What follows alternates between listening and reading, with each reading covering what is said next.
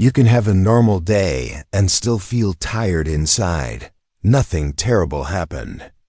You went to work. You answered messages. You did what needed to be done. Maybe you even had a few good moments. And yet, when the day becomes quiet, your mind does not. It keeps moving. You think about tomorrow. You remember something you should have done. You check your phone. You think about money, work, other people, and what they might think of you. Then you make a plan to feel better, and somehow, even rest becomes another thing to work on. This kind of tiredness is easy to miss because it has become normal. We may think peace will come when life is finally under control, when the work is finished, when the money is enough, when the right person understands us, when the future feels safe. So we keep moving toward that moment. But what if that moment never comes? What if the endless search for peace is part of what keeps us from feeling it? This is where an old idea from Taoism begins to matter. It does not ask us to build a perfect life before we can be calm. It points towards something much simpler. Maybe peace is not something we need to find. Maybe it is something we have slowly covered up, covered by fear, by pressure, by wanting more, by trying to control every turn in the road, by believing that the present moment must change before we are allowed to feel it.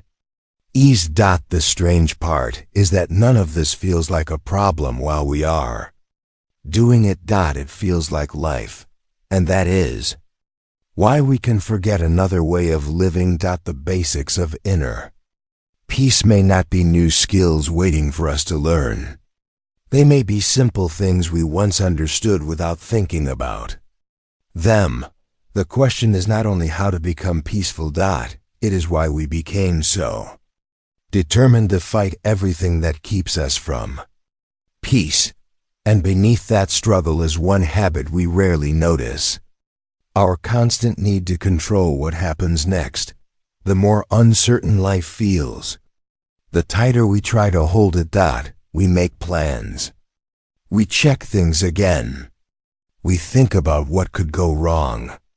We try to guess what someone will say, how things will turn out, and what tomorrow might bring. It feels like we are protecting ourselves. But slowly, control can become a cage. There is nothing wrong with planning your day or fixing a real problem. That is simply part of life. The trouble begins when the mind believes, I can relax only when everything is under control. So you finish one task, and another appears. You solve one problem, and your mind finds a new one. You finally get the answer you wanted. But then you start worrying about what happens next. Peace keeps moving farther away, and this is where something strange happens. The harder we try to remove every bit of uncertainty, the more aware we become of uncertainty. The mind starts watching everything. It watches people. It watches results. It watches your own feelings. Even a small change can feel like a warning. You may tell yourself that you are being careful, but underneath that care may be a simple fear. If I stop controlling things, something bad will happen. Taoism offers a different way of looking at this. It does not say to stop acting. It asks us to stop forcing. There is a difference. A tree does not push its branches into the wind. Water does not need to defeat every stone in its path. It keeps moving by responding to what is already there. Human life can work in a similar way. Sometimes, the strongest action is not more pressure. It is knowing when to move, when to wait, and when to stop fighting what cannot be changed. That does not mean giving up. It means using effort with care. Because peace does not come from controlling every part of life. It begins When we stop demanding that life obey our control, and once we loosen that grip, another force becomes easier to see. The force that keeps asking for more. Even when nothing is truly missing. There's always something else you want. A better day. More money. More time. A little more love. Little more success. And there is nothing wrong with wanting these things. Wanting can give life direction.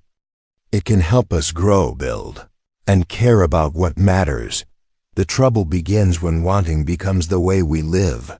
We tell ourselves, I will be happy when this happens. So we wait. Then it happens. For a little while we feel good. The mind becomes quiet. We feel that we have finally arrived. But the feeling does not stay. Soon something else appears. Another goal.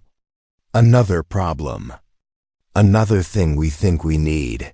And the mind starts moving again. This can happen with big dreams.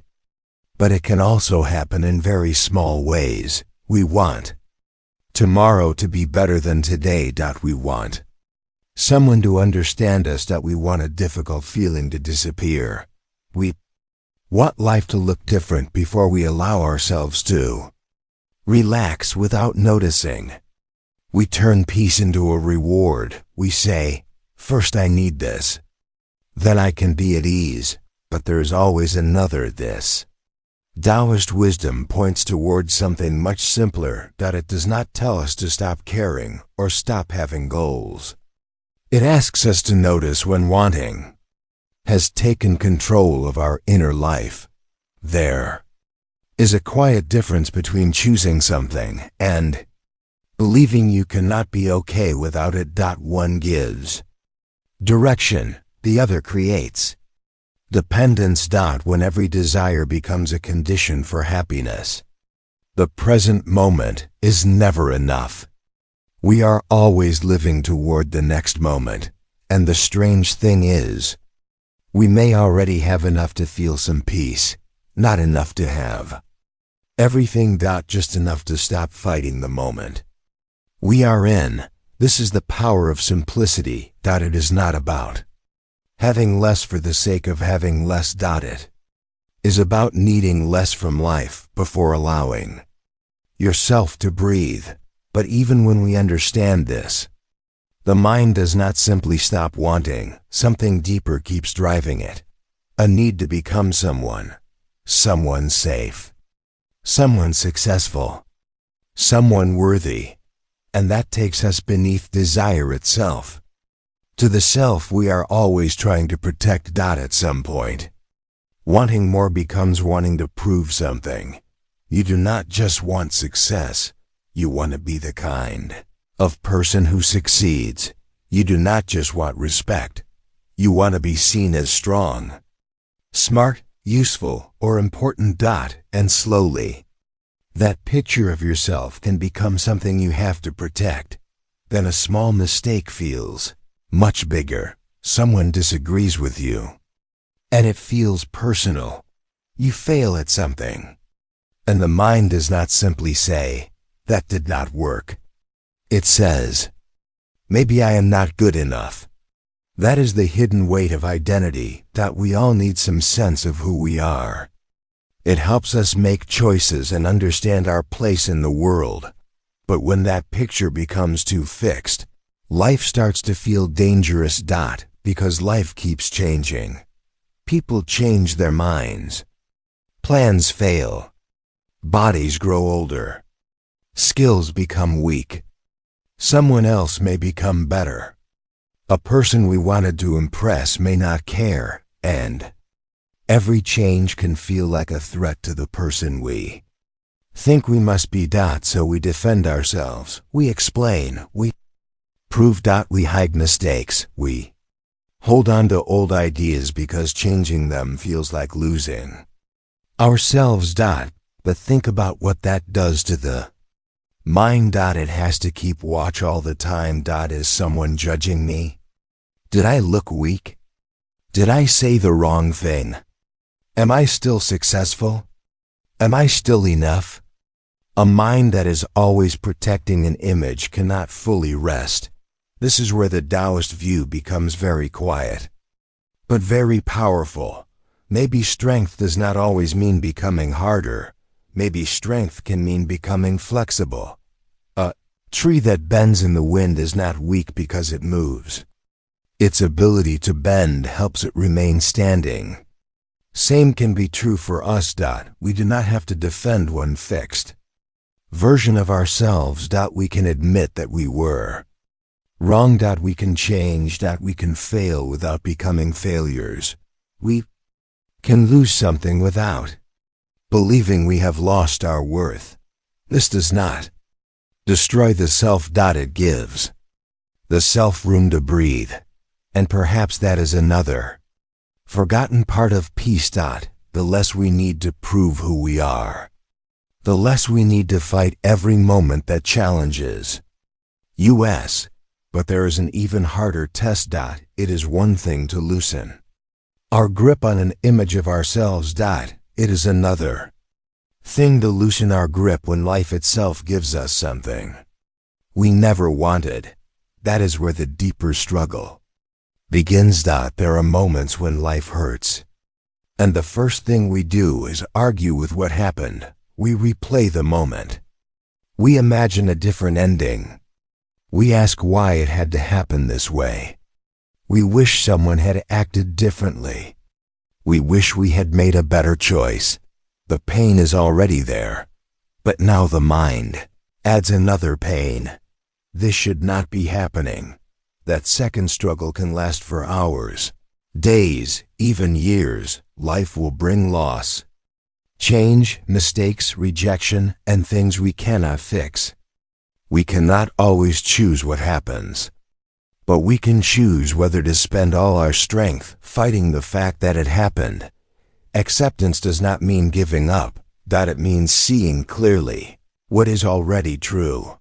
If something is broken, acceptance says, this is broken.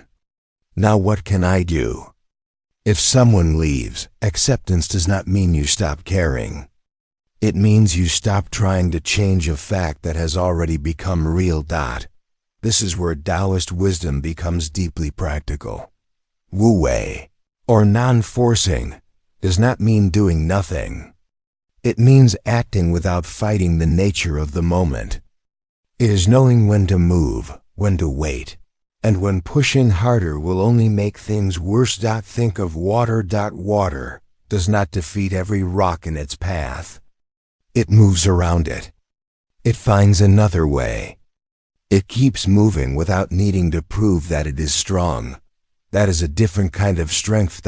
We often think strength means holding tighter, trying harder, refusing to bend.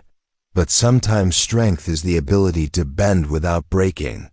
When we stop demanding that life match our plans, something inside us becomes quieter. We still act. We still protect what matters. We still make choices. But we no longer waste all our energy fighting reality before responding to it. And this changes the meaning of peace. Peace is not a life where nothing goes wrong. It is a mind that does not need everything to go right before it can breathe. The struggle begins to loosen, and in that space, action becomes clearer. But there is one more danger. Even this wisdom can become another thing to chase, another rule to follow, another way to improve ourselves. So the question is no longer just how to understand peace. It is how to live it. Quietly, in the small moments of an ordinary day. Somewhere in the middle of an ordinary day, there is usually a small moment when nothing is wrong. You are sitting quietly. The room is still. Nothing needs your answer. Nothing needs to be fixed. And yet, the mind starts moving. It checks the past. It plans the future. It finds a problem. It creates another task. Peace was there, but we covered it with noise. This is why returning to peace may not require adding more to your life. It may require removing what does not need to be there. You can pause before answering. You can leave one message unanswered for a while. You can sit in silence without needing to fill it. You can let one small problem stay unfinished until tomorrow. These acts seem simple, but they change something inside you. They teach the mind that not every thought needs an answer. Not every feeling needs to become a fight. Not every problem needs to be solved right now. This is the quiet side of Taoist wisdom. Life does not always ask for more effort. Sometimes it asks for less resistance. That does not mean becoming careless. It means becoming clear enough to know what truly needs your action. You may still feel anger. You may still feel fear.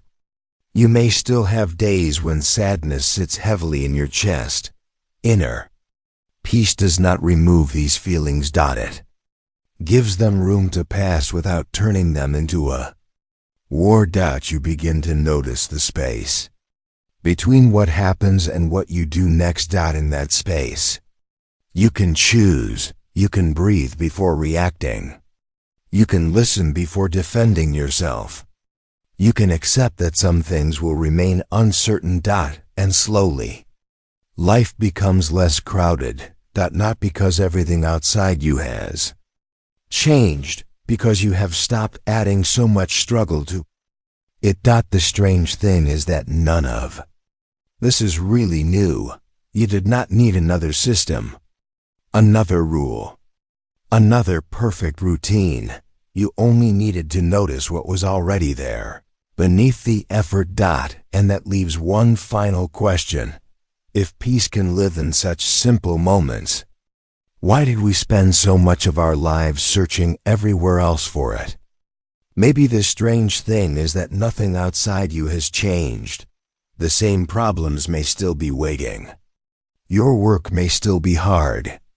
Some relationships may still feel uncertain. There may still be goals you have not reached, mistakes you wish you could undo, and days that do not go the way you hoped.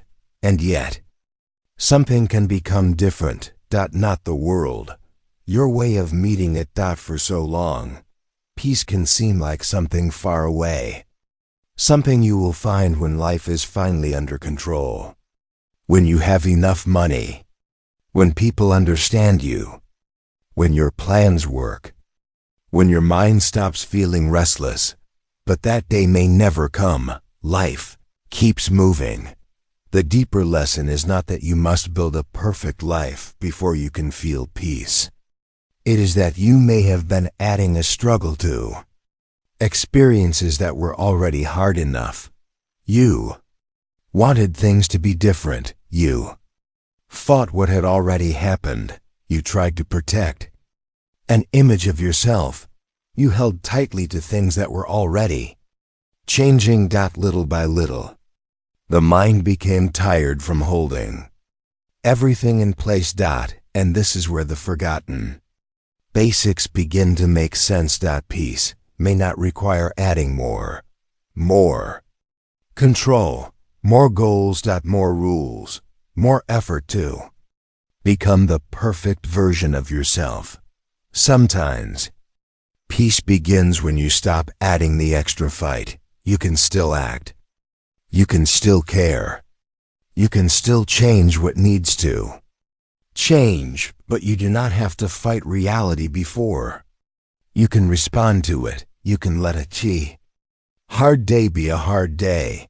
You can let an unanswered question remain unanswered for a while. You can feel sadness without turning it into a story about your whole life. You can make a mistake without making it your identity.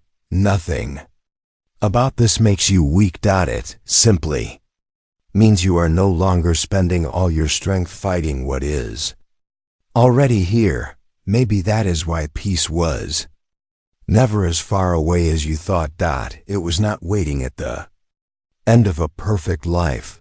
It was quietly present beneath all the things you kept trying to control. And now the question is simple. What might become possible if just for a moment you stopped fighting the present and allowed yourself to meet it as it is?